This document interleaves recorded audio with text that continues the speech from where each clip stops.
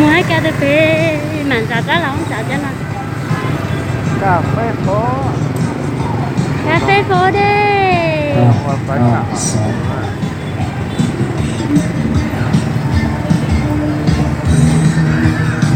Đẹp chưa?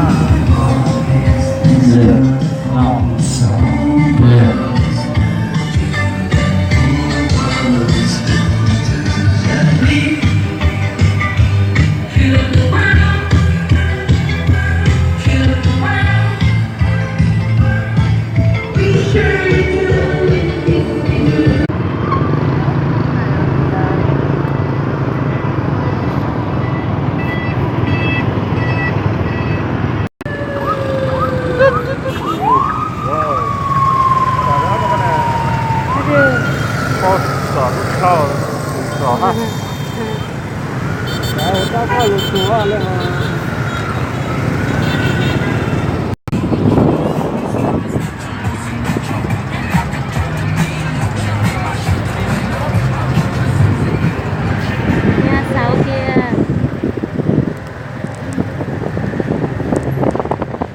Lễ hội cà phê đây.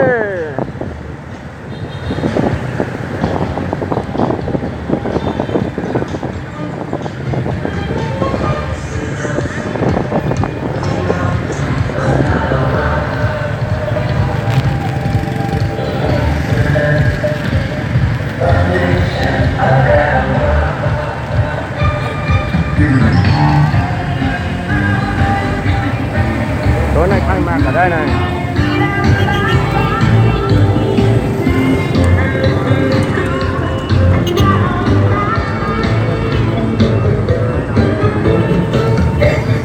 Chắc chắn phải đón cho nó.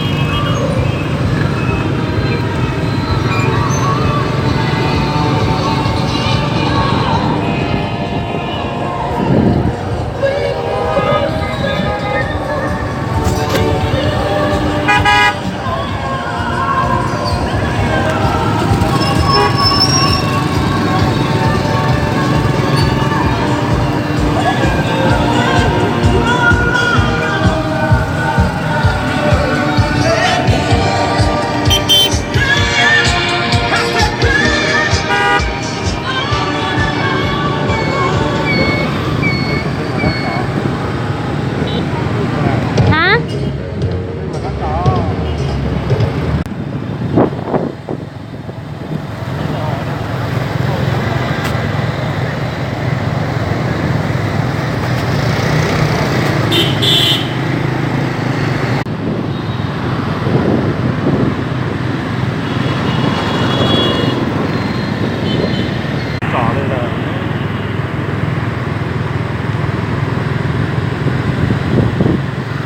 Quảng trường đây.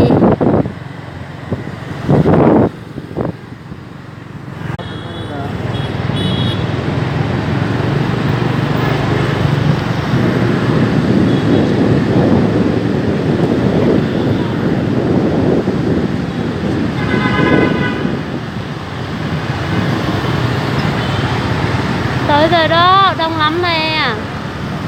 Đây, lễ hội cà phê chính, các hoạt động chính hội chợ ở chỗ này này. Đông thế nhỉ?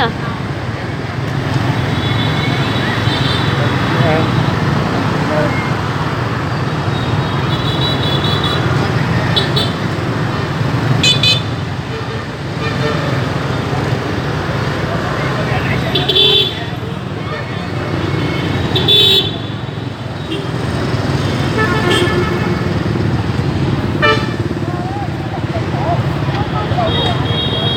Thang hỏi bây giờ. Thang tí hết thang nào hỏi bây giờ. Rồi có nó qua hội chợ nè. Cà phê phố đây. Thế mua hả nè. Bảo cho nó mua. Đấy em xin cà phê phố đây.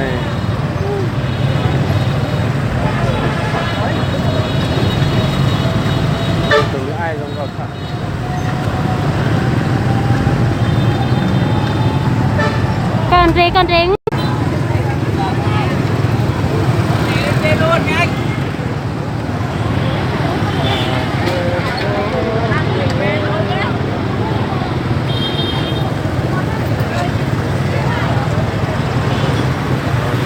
Mua vé. Đây. Mua săn vé. Mua Ở vé. chợ chuyển lắm ngành cà phê. Chưa vé này thôi à? Hả? Chưa. Chơi giống mà chơi cửa. Chơi cửa là có. Chào cho nó trắng.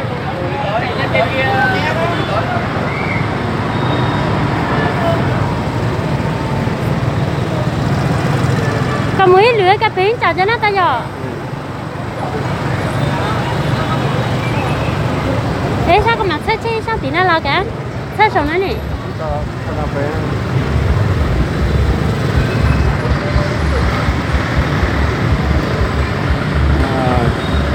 Đây, cửa chính đây. Hai cái cổng mà.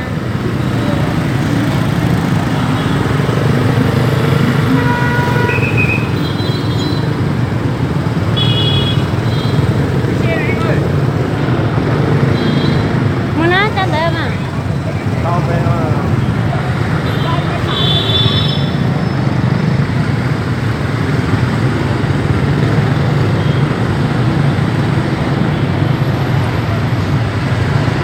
Wow, nó trên tỏ Campuchia nữa. Nó giỏi cơ.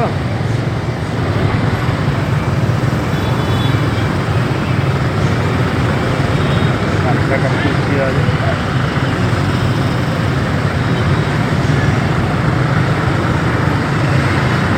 Cô chung mới cái sáng tía à? Mới cái sáng tía chung lại. Cái sao làm hàng kết thế? Đây đây nhé. Có phải là mẹ đừng dùng cái này cho con bị bán được không? Qua bên này đi. Lấy dịch vụ cho nó alo. Cho nó một cái.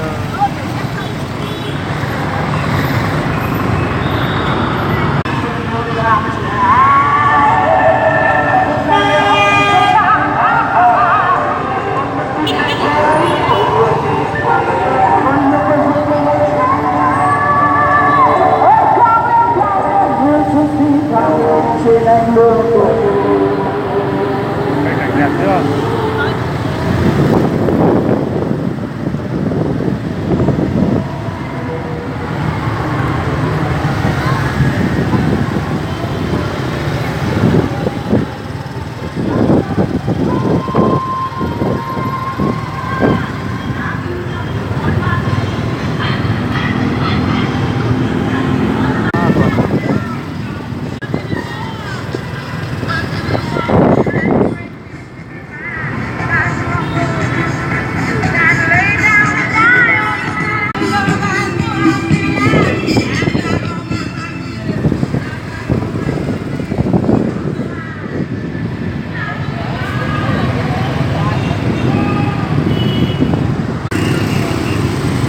Coi kìa.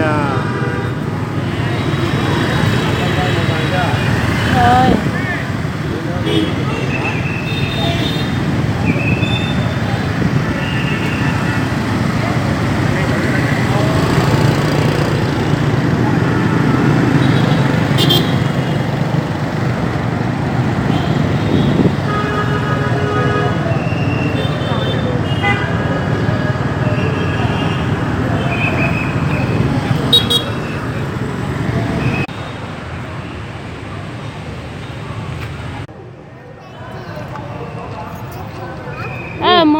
Mua sự là cà phê miễn phí. Đây, cà phê miễn phí đây.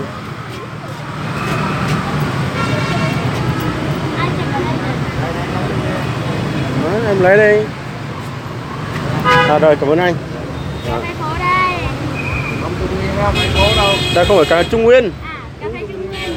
Đây, cà phê Trung Nguyên. Trung Nguyên ngon nhất Buôn Mê Thuột nhá. Cà cú mà. Cái này cầm chơi này. Đó, con cầm cái đó này. Đó. Mẹ con qua đường này. Đấy.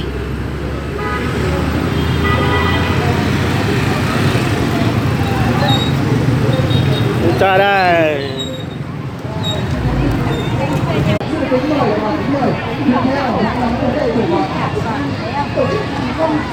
Cà phê phố vui lắm bà con ơi. Đây màn hình chính các nhà tài trợ đây.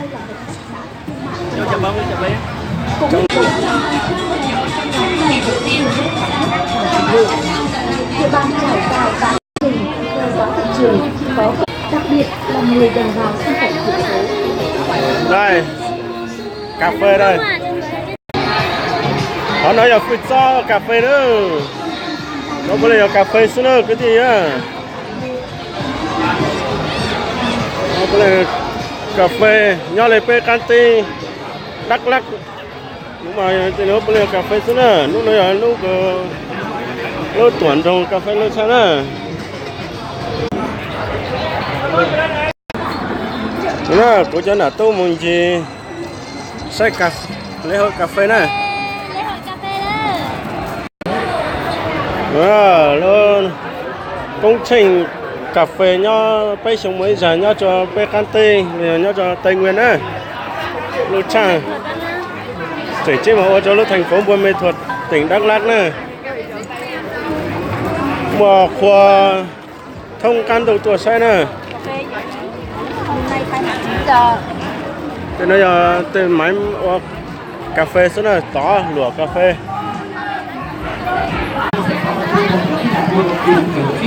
cà phê đó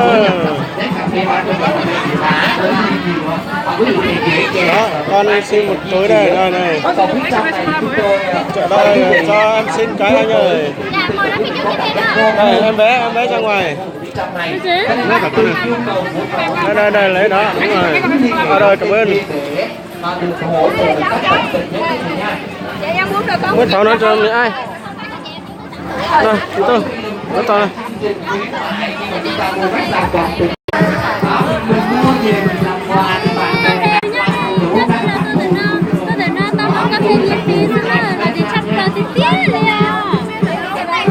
chúng tôi phục vụ quý vị hoàn toàn miễn phí. chào nữa tức là học về nữa này Rồi vào phía trong quý vị ơi, rồi đang trồng tới có 2 bàn thôi, chúng ta nhanh tay quý vị. Mình nhanh chân di chuyển vào trong luôn. Ra đây mua. Đây. Rồi từ hướng cô luôn lấy cái túi sách nè. cho tôi lên đến đá nha bên đó qua bên này dạ mình kêu đủ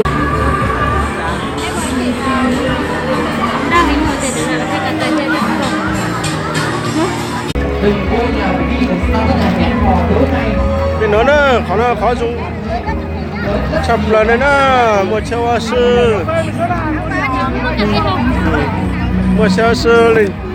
lên từ sáng họ muốn mua họ nè học không sợ lúc nào mà lo học không nè giờ lên từ nhót lấy rồi nhót dây sáng tuần nè giống mua tỏi lấy cơ sang lúc nè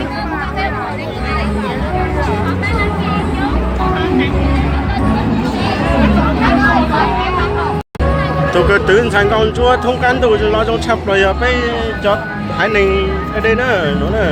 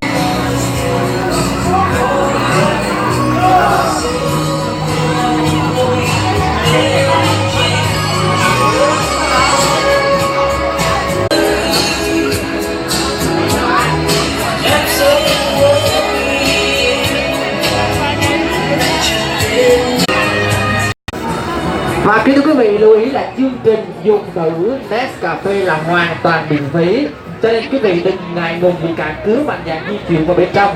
Nhân viên sẽ hỗ trợ quý vị hết mình quý vị nhé. phải hỏi luôn năng nữa nè Nhớ cà phê lấy được chưa? lo còn nữa ha lo nóจะอยู่trâuเขาcủa vé nhà họ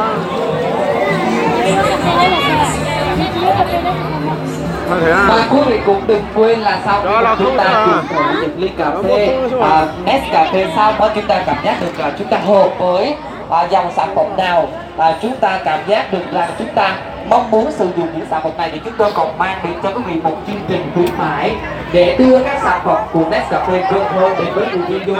Và chúng ta chỉ cần mua 50.000 đồng các sản phẩm Nescafe thôi, chúng ta được thưởng ngay một bình đường nước rất là tuyệt vời và xinh xắn. Có một cấp hàng ngay một ly cao cấp từ Nescafe và hiện nay một cái chương trình cao cấp như này Nescafe. Cháu biết rồi. Máy uống cà phê ơi. nó máy tỏ cà phê nữa đó ai là cà phê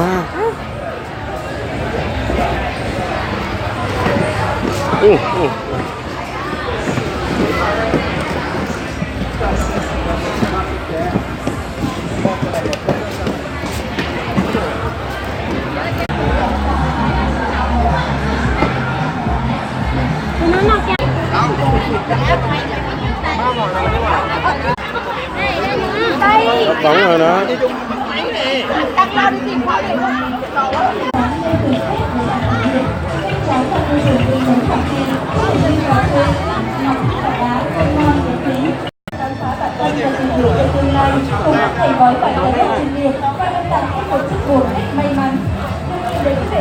tôi tỏ hơi chọc đi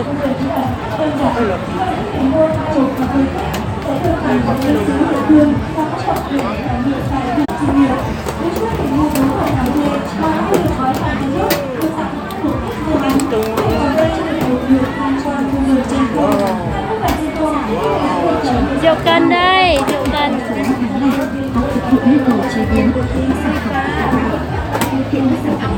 Hết mỏ.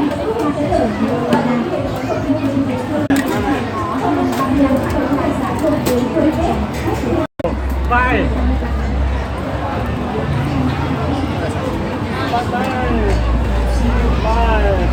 Leo cà phê trong tia lên đó, chúng ta tia leo, họ nằm mà đã hát lọc cần cầu leo. Đã chỉ là cái một xóa lên đó, nó làตัวmiễn phí chứ. Cà phê là tao họ miễn phí chạy họ chụp tàu xin á. Rồi. Bây giờ đang còn tia leo. Mới nó xấu. Cái đẹp rồi. 140.000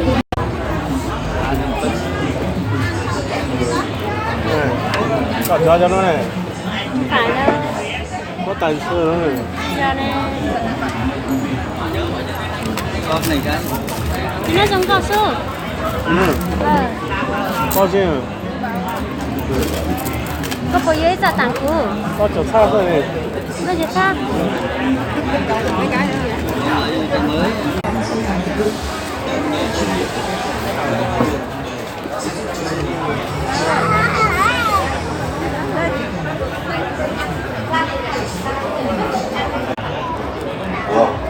Nhớ giống nó ấy chẳng có gì nữa.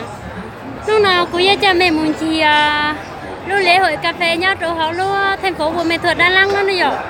Họ nó mà trong có tiệt tiền lên đó đã cờ lên tiếng họ dù tôi nó mà cà phê mà họ miễn phí chạy họ cho tàu sư họ cho xe cho giả đấy chỉ là một tàu trong xe một số này này từ giờ ta vậy tôi biết sao này nè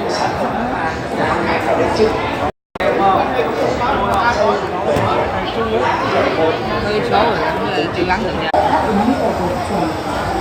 Các cơ quan rất mong các công ty để phối hợp cùng với các doanh nghiệp hay cơ quan chỉ đạo kỹ thuật của địa phương phối hợp cùng với bà con nông dân làm sao để hướng đến một cái nền nông nghiệp xanh sạch và bền vững cho bà con nông dân. Và ngoài ra thì cũng các cơ quan nhà nước cũng muốn là từng cái địa bàn cụ thể sẽ xây dựng được những cái thương hiệu, xây dựng được những chuỗi phát triển cà phê để làm sao bà con bán được cái sản phẩm với giá cao nhất và đầu tư lại thấp nhất. Rất cảm ơn những ý kiến chia sẻ tư vấn của các vị khách mời. Hy vọng rằng còn sự nỗ lực của bà con nông dân, sự chung tay góp sức của doanh nghiệp, nhà khoa học và các cơ quan quản lý nhà nước thì việc đưa các ứng dụng khoa học công nghệ vào khai thác cà phê sẽ trở nên phổ biến rộng rãi, góp phần hiện đại hóa nền nông nghiệp và để làm Việt Nam có thể ngày càng phát triển, càng tiên tiến để hiệu.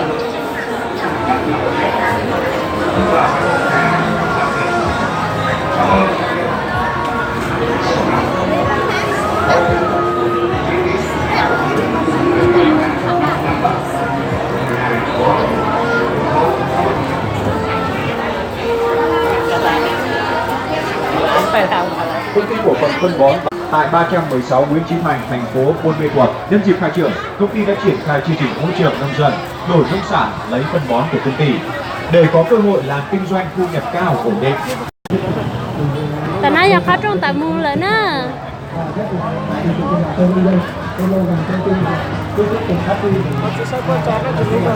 Xin mua à? Bây giờ mà nó chỉ tìm một chỗ đó hôm nay nè. Trời nhá, đây là tôi tao là chơi trả ta trả dễ chị cũng sáng để này tôi ở sĩ rồi nó mà là dễ chấp lại đi. Nhiều bạn đâu tôi giờ nhiều cái chuyện này nhiều tôi bảo đua là nhiều tôi nó nhiều tiếp bạn nữa nhở.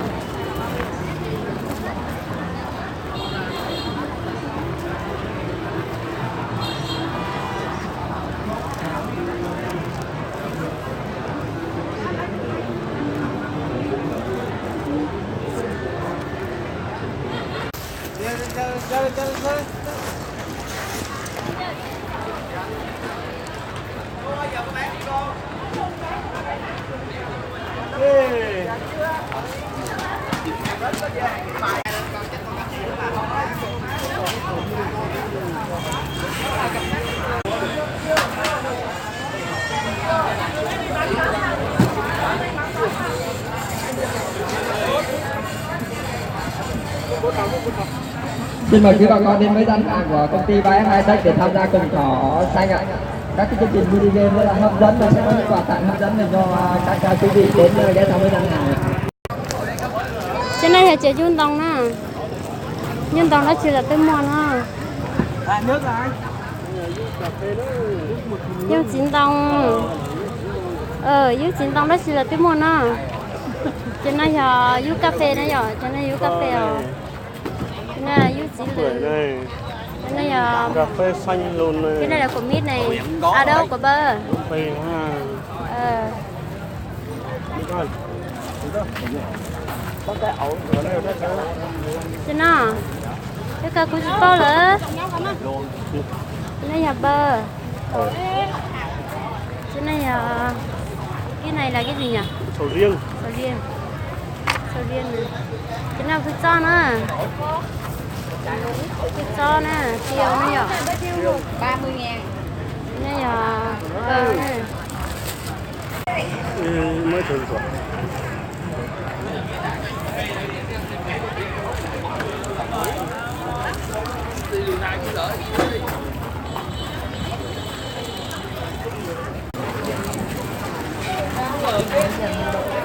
Đúng rồi.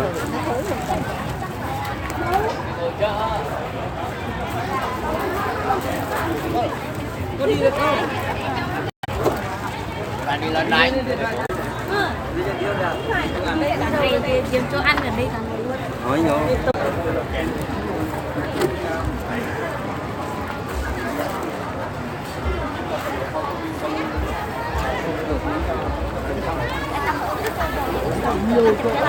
Nhưng mà đã thì tiền lấy đâu không nó này.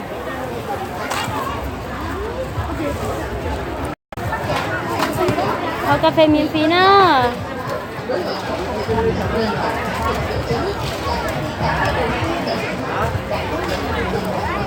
Phí đây. Có cà phê miễn phí nữa.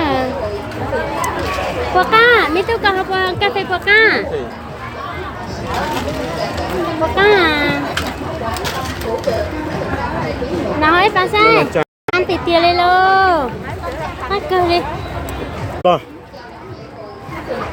Mừng quá. Con bò sữa.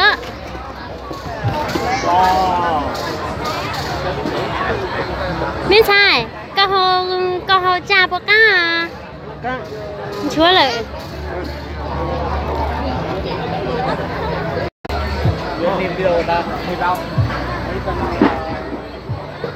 ไม่ใส่กาแฟ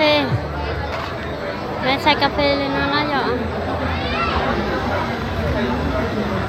เดี๋ยวกาแฟสินะคนเราอยากได้สินะ Ai mua lớn rồi, có gì nữa? สิเนี่ย Và mấy pha cà phê. ไม่ใส่กาแฟ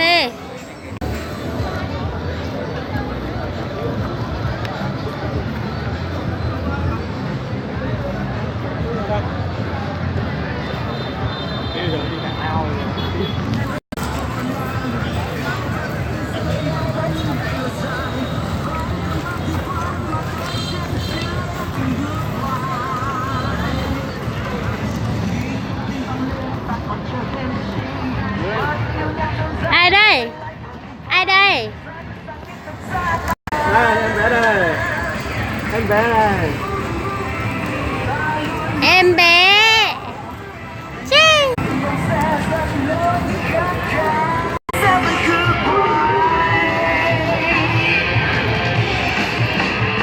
Bên trong kia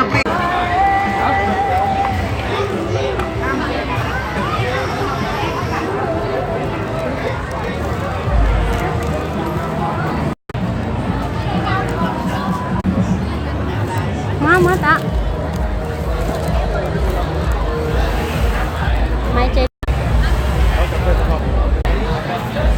máy chế biến cà phê đây, máy pha cà phê đây. Wow. Tốt đấy.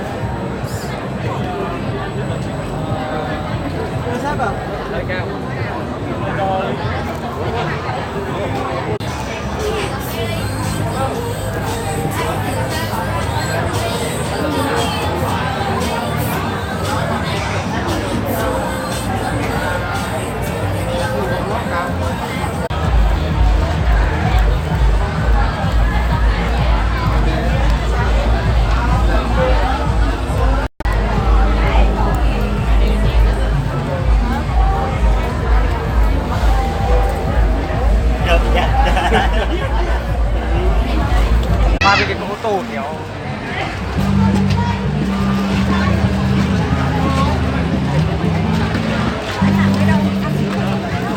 Bây giờ sẽ ra đây, anh này. Mua chè tiễn mua con cá thì được quá kìa. Ôi chè quá cái ngày à từ nó vô nhiều. Con ơi, phải đợi bay. Đây thì mày ra tiền hay bọn này. Mà đang thấy quét hay nước. Không lá 2,5 luôn hả? Giờ các bạn nhiều và buổi tối tại công ty nấu thì lúc là 20 giờ 30 phút là đêm chúng ta sẽ được Ai chẳng không? Không biết cô nào cá. Cô là tôi đang lấy.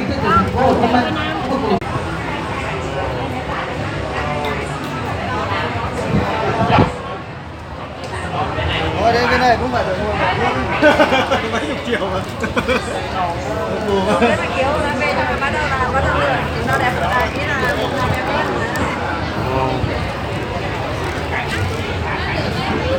Ôi, có thể là lột sạch.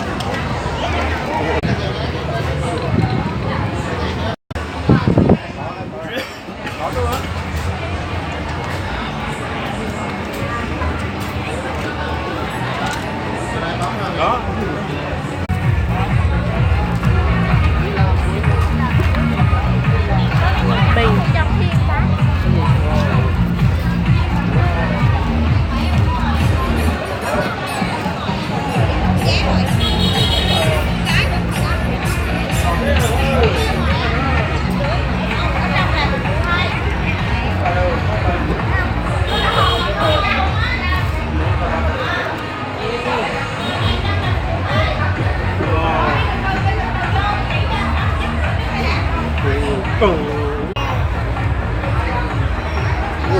Nó giống gạo trắng rồi.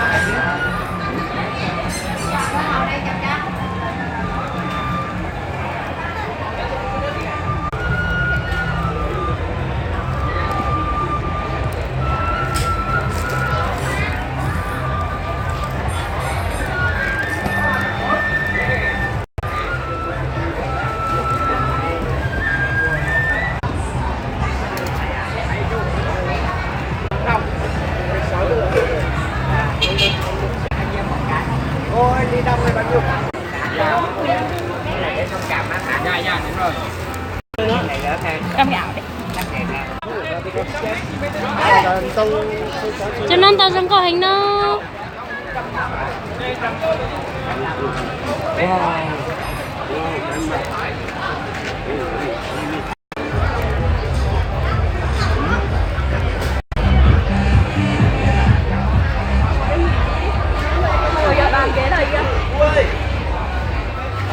Ôi tán, ôi trời ơi.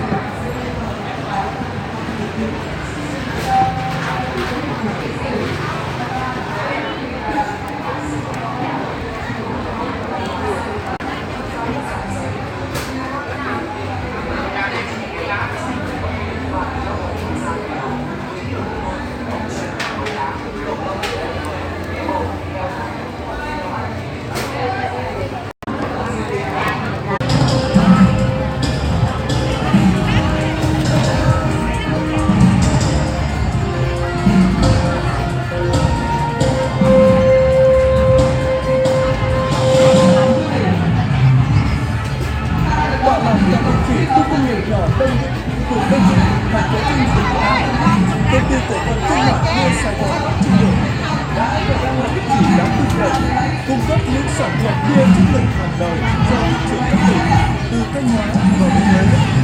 Được thành lập từ năm 2006, công ty cổ phần thương mại bia Sài Gòn. Anh biết là lắm khi đau lòng vì anh vô tình cho em buồn xót xa, và em ơi theo anh biết là không cần có lát đã yêu hôm nay yêu nhiều hơn lúc xưa. Mua xe cá đi.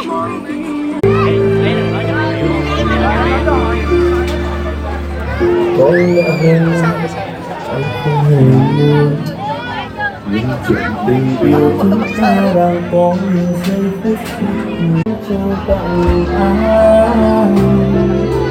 Người hãy nói tất cả là tại anh sai đi. Rồi. Mua xử lễ hội cà phê sang tata lên mua chế lo tăng số lớn à. Cà phê mà họ tự tàu lên lo. Họ sẽ tăng là mua chế chứ à. Đó, sẽ kiếm mua chế đó. Không tăng nữa à. Bốn năm mà cà phê mà sao họ tự tàu lên chứ à. Căn tata lên muốn tàu giả hay à.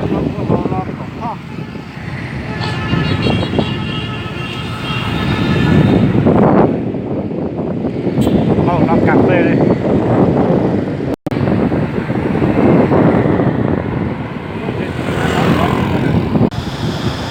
Quảng trường đó, quảng trường Buôn Mê Thuột đó. Còn nó trong sự sắp lại lên đó.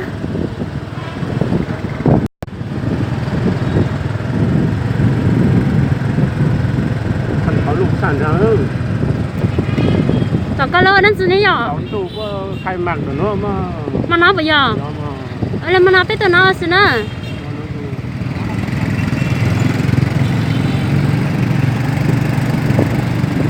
Mà nó nó là khai mạc bởi nó là khai mạc lễ hội cà phê tại quảng trường nó giờ trong sai cường có trong sai chấp lời lên nó để từ nhau gì tôi biết sai nó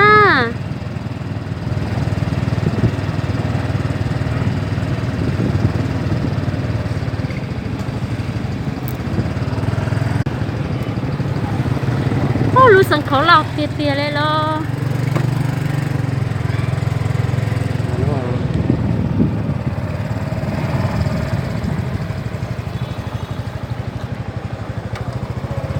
lọc thể cả xin mua nghiêng cánh đây mấy nu nó sang tật ta đây là trong sách cơ ta mà một chế chẳng mà nó tội luôn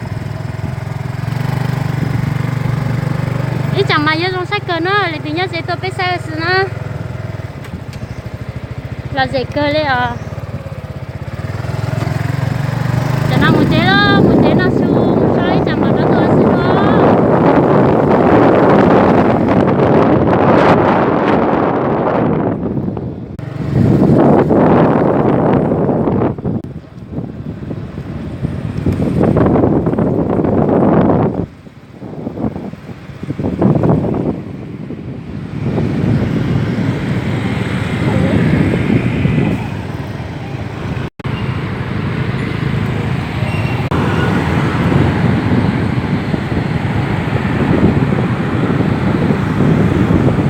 nó nó ngã sáu nhá rằng nó bây giờ giờ ngã sáu rồi đó ngã sáu nhá rằng nó là giờ ngã sáu một giờ chế rồi nó chứ mình lên nó chứ mà xin chế đua là một cho ngã sáu rồi lo giờ chế rồi lo sáng tôi cô tiệt tiền lên mỗi sự mà làm gì tiệt tiền lấy ta mà sắc cần có lấy tiền á cà phê mà cái này ta xe hồ tàu xe hồ đâu xưa nè mà nó lấy vô là gì nữa nó ha là lúc thành phố Buôn Ma Thuột nó ta tạo một lễ hội cà phê là qua xem nó là gì chấp lời lên nó để từ nhau đến nhau dễ tụi nó bé chiều mà mới ra chứ nó nhỏ bé chiều mới ra chứ trong xe chấp lời là gì chấp lời lên nó này này bé tí lò chế là nó bé tí lò chế là nó bé lúc lễ hội mà trong xe cười liền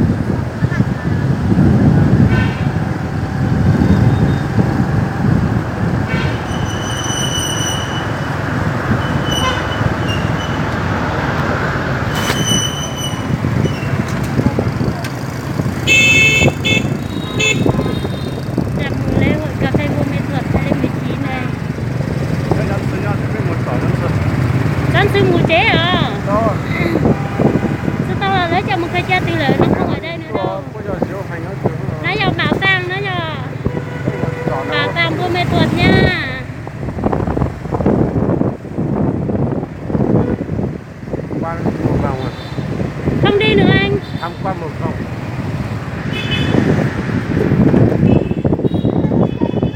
có được đi xe vào trong đó đâu anh đi về đi gửi xe mà về đi mệt quá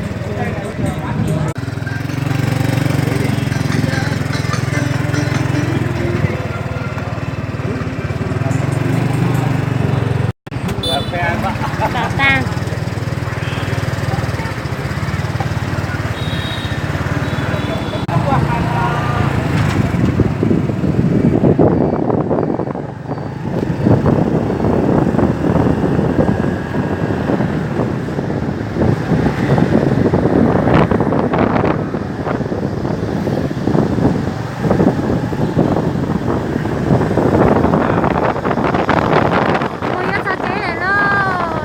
chứ mắn chứ này đùa nó nhân dòng